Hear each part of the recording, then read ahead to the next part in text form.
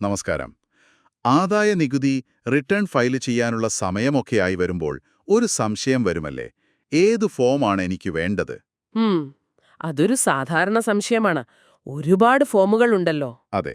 അപ്പോ നമ്മൾക്ക് കിട്ടിയ വിവരങ്ങൾ വെച്ച് ഇന്ന് ITR2 എന്ന ഫോമിനെക്കുറിച്ച് ഒന്ന് വിശദമായി സംസാരിച്ചാലോ? ആ, അത് നന്നായി. ITR2 ഒരുപാട് പേർക്ക് ബാധകമായ ഒന്നാണ്. പ്രത്യേകിച്ച് ഈ ബിസിനസ്സോ പ്രൊഫഷനോ ഒന്നുമില്ലാത്ത ആളുകൾക്ക്. പിന്നെ ഹിന്ദു അവിഭക്ത കുടുംബങ്ങൾ, HUF എന്ന് പറയില്ലേ, അവർക്കൊക്കെ വേണ്ടിയുള്ള ഫോമാണിത് എന്നാണ് മനസ്സിലാക്കുന്നത്. അതെ, കറക്റ്റാണ്. പക്ഷെ അവിടെയും ചില കണ്ടീഷൻസ് ഉണ്ട്. വെറുതെ ബിസിനസ് ഇല്ല എന്ന് മാത്രം പറഞ്ഞാ പോരാ. ശരിയാണ്. അപ്പോ ആർക്കാണിത് ശരിക്കും ആവശ്യം? എന്തുകൊണ്ട് നമ്മൾ കറക്റ്റ് ഫോം തന്നെ ഉപയോഗിക്കണം? അതൊക്കെ നമുക്കൊന്ന് നോക്കാം. ഓക്കെ, അപ്പോ ആദ്യം ആർക്കൊക്കെയാണ് ITR2 ബാധകം എന്ന് പറയാം, അല്ലേ? അതെ. അപ്പോ ശ്രദ്ധിക്കൂ, നിങ്ങൾക്ക് ശമ്പളം അല്ലെങ്കിൽ പെൻഷൻ വരുമാനമുണ്ടെങ്കിൽ, ഉം, പിന്നെ ഒന്നിൽ കൂടുതൽ വീട് സ്വന്തമായിട്ടുണ്ട്, അതിൽ നിന്ന് വാടക വരുമാനം കിട്ടുന്നുണ്ടെങ്കിൽ. ശരി, ഒന്നിൽ കൂടുതൽ വീട്. അതെ. പിന്നെ ഈ സ്റ്റോക്ക് മാർക്കറ്റ്, മ്യൂച്വൽ ഫണ്ട് ഇതൊക്കെ വാങ്ങുകയും വിൽക്കുകയൊക്കെ ചെയ്തിട്ട് ലാഭം, അതായത് മൂലധന നേട്ടം, ക്യാപിറ്റൽ ഗെയിൻസ് ഉണ്ടായിട്ടുണ്ടെങ്കിൽ. ഓക്കെ, ക്യാപിറ്റൽ ഗെയിൻസ് അത് പ്രധാനമാണ്. പിന്നെ ചിലർക്ക് വിദേശത്ത് വരുമാനമുണ്ടാവാം, അല്ലെങ്കിൽ അവിടെ എന്തെങ്കിലും ആസ്തികൾ, ബാങ്ക് അക്കൗണ്ടോ വീടോ മറ്റോ അങ്ങനെയുണ്ടെങ്കിൽ. ഫോറിൻ ഇൻകം അല്ലെങ്കിൽ അസറ്റ്സ്. അതെ. അവസാനമായിട്ട് കൃഷിയിൽ നിന്നുള്ള വരുമാനം, അത് വർഷം ഒരു 5000 രൂപയിൽ കൂടുതലുണ്ടെങ്കിൽ. ആ, അതും ശ്രദ്ധിക്കണം. അഗ്രികൾച്ചറൽ ഇൻകം 5000-ൽ കൂടുതൽ. അപ്പോ ഈ പറഞ്ഞ സാഹചര്യങ്ങളിൽ ഏതെങ്കിലുമൊക്കെ ഉണ്ടെങ്കിൽ മിക്കവാറും നിങ്ങൾ നോക്കേണ്ടത് ITR2 ആണ്. പിന്നെ ആ HUFന്റെ കാര്യം പറഞ്ഞല്ലോ, അത് നിയമപരമായിട്ടൊരു യൂണിറ്റായിട്ട് ടാക്സ് അടയ്ക്കാൻ പറ്റുന്ന കൂട്ടുകുടുംബങ്ങൾ. ഈ വിവരങ്ങളൊക്കെ കൊടുക്കാൻ അതിൽ പ്രത്യേക സെക്ഷനുകളുണ്ട്. ഓഹോ. ഉദാഹരണത്തിന്, ഈ ക്യാപിറ്റൽ ഗെയിൻസ് ഉണ്ടെങ്കിൽ അതിന്റെ കണക്കുകൂട്ടലുകൾ കുറച്ച് സങ്കീർണമാണ്. ഇൻഡെക്സേഷനൊക്കെ ചെയ്യേണ്ടി വരും. ശരിയാണ്. അതിനുള്ള ഷെഡ്യൂളുകൾ ITR2-ലുണ്ട്. സാധാരണ ITR1 പോലുള്ള ഫോമിൽ ഇത് കൊടുക്കാൻ പറ്റില്ല. അതുപോലെ വിദേശ ആസ്തികൾ, അതിന് ഷെഡ്യൂൾ FA എന്ന് പറഞ്ഞ് വേറെ തന്നെ കൊടുക്കണം. ഓ, അപ്പോ ഈ വിവരങ്ങൾ ഉൾക്കൊള്ളിക്കാൻ വേണ്ടിയാണ് ഈ ഫോം.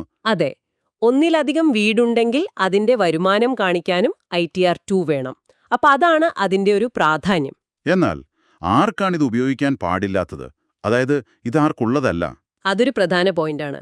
നിങ്ങൾക്ക് ഒരു ബിസിനസ് ഉണ്ടെങ്കിൽ, അതായത് സ്വന്തമായി ഒരു കട നടത്തുന്നു, അല്ലെങ്കിൽ ഒരു കച്ചവടം ചെയ്യുന്നു, അല്ലെങ്കിൽ ഒരു പ്രൊഫഷൻ, ഡോക്ടർ, വക്കീൽ, ചാർട്ടേഡ് അക്കൗണ്ടന്റ്, അല്ലെങ്കിൽ ഒരു ഫ്രീലാൻസറായിട്ട് വർക്ക് ചെയ്യുന്നു, ഇങ്ങനെയൊക്കെ വരുമാനമുണ്ടെങ്കിൽ ITR2 പറ്റില്ല. അങ്ങനെയുള്ളവർക്ക് ITR3 അല്ലെങ്കിൽ ITR4 ഒക്കെയാണ് സാധാരണ വരുന്നത്. അത് അവരുടെ വരുമാനത്തിന്റെ സ്വഭാവം അനുസരിച്ചിരിക്കും. ഓക്കെ. അപ്പോൾ ബിസിനസ് പ്രൊഫഷൻ ഉണ്ടെങ്കിൽ ഇത് നോക്കുകയേ വേണ്ട. അതെ, കൃത്യം. ശരി. അപ്പോ ഈ പറയുന്ന വരുമാനമൊക്കെ ഉണ്ടെങ്കിൽ ITR2 വേണം എന്ന് മനസ്സിലായി. പക്ഷേ എന്തിനാണ് ഈ ശരിയായ ഫോം തന്നെ തെരഞ്ഞെടുക്കണമെന്ന് ഇത്ര നിർബന്ധം പറയുന്നത്? നമ്മൾ അറിയാതെ തെറ്റായ ഫോം കൊടുത്താൽ എന്താണ് ശരിക്കും പ്രശ്നം? അതൊരു നല്ല ചോദ്യമാണ്. വെറുതെ ഒരു ഫോം അങ്ങ് ഫയൽ ചെയ്താൽ പോരാ. കാരണം ശരിയായ ഫോം അല്ലെങ്കിൽ, ഒന്ന്, ഇൻകം ടാക്സ് ഡിപ്പാർട്ട്മെന്റ് നിങ്ങളുടെ റിട്ടേൺ പ്രോസസ് ചെയ്യുമ്പോൾ ചിലപ്പോൾ പ്രശ്നം കാണിക്കും. എന്തുപോലെ? ഇപ്പോൾ നിങ്ങൾക്ക് ക്യാപിറ്റൽ ഗെയിൻസ് ഉണ്ട്, പക്ഷെ നിങ്ങൾ ITR1 ആണ് കൊടുത്തതെന്ന് വെക്കുക. ആ വരുമാനം കാണിക്കാൻ ITR1-ൽ സ്ഥലമില്ല. അപ്പോൾ സിസ്റ്റത്തിന് അത് മനസ്സിലാവും. ഓഹോ. അപ്പൊ അവരൊരു നോട്ടീസ് അയക്കും, വിശദീകരണം ചോദിക്കും.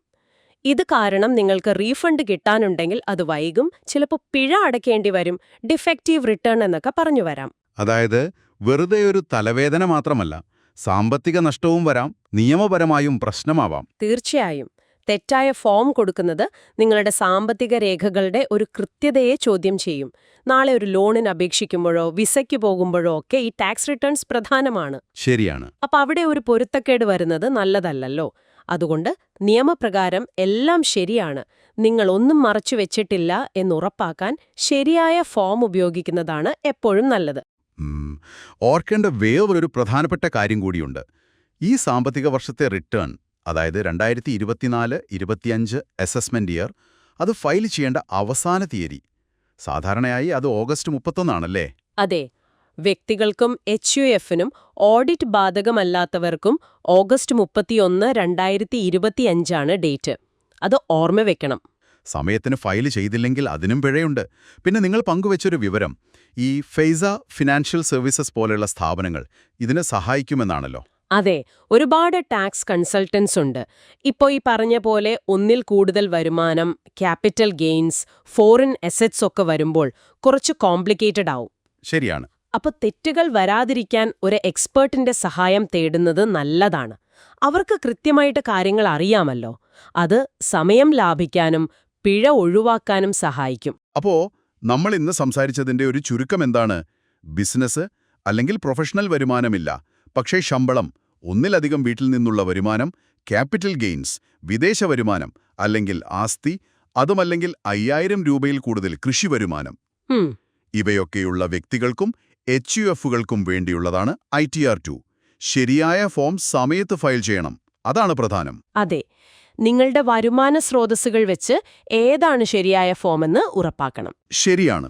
ഇവിടെ എനിക്ക് തോന്നിയ വേറൊരു കാര്യം എന്താണെന്ന് വെച്ചാൽ, ഉം. നമ്മൾ ഈ നികുതി അടയ്ക്കുന്നു, ഫോം ഫയൽ ചെയ്യുന്നു എന്നതിനപ്പുറം ഉം. ഈ ITR2 പോലെ കുറച്ചുകൂടി ഡീറ്റെയിൽഡ് ആയിട്ടുള്ള ഫോമിൽ നമ്മൾ ഈ വിവരങ്ങൾ, അതായത് ക്യാപിറ്റൽ ഗെയിൻസ്, വിദേശത്തുള്ള കാര്യങ്ങൾ ഒക്കെ കൃത്യമായി രേഖപ്പെടുത്തുമ്പോൾ അത് നമ്മളുടെ സാമ്പത്തിക സ്ഥിതിയെക്കുറിച്ച് നമുക്ക് തന്നെ ഒരു വ്യക്തമായ ചിത്രം തരുന്നില്ലേ? ആലോചിച്ചാൽ ശരിയാണ്. എല്ലാം ഒരു സ്ഥലത്ത് കാണുമ്പോൾ ഒരു ക്ലാരിറ്റി കിട്ടും. അതെ. ഒരുപക്ഷേ ഭാവിയിലേക്ക് പ്ലാൻ ചെയ്യാനോ അല്ലെങ്കിൽ നമ്മളുടെ സാമ്പത്തിക അച്ചടക്കത്തിനോ ഒക്കെ ഇതറിയാതെ സഹായിക്കുന്നുണ്ടാവാം. വെറുതെ ടാക്സ് കൊടുക്കുക എന്നതിനപ്പുറം ഒരു ഫൈനാൻഷ്യൽ സെൽഫ് അവെയർനെസ്, അങ്ങനൊരു ഗുണം കൂടി ഇതിനുണ്ടോ എന്ന് ചിന്തിക്കാവുന്നതാണ്. അതൊരു നല്ല പോയിന്റാണ്. കേവലം ഒരു നിയമപരമായ കടമ എന്നതിനപ്പുറം അതിനൊരു വ്യക്തിപരമായ തലം കൂടിയുണ്ട്. അതെ, അതും കൂടി ഒന്ന് ഓർക്കുന്നത് നല്ലതാണ്.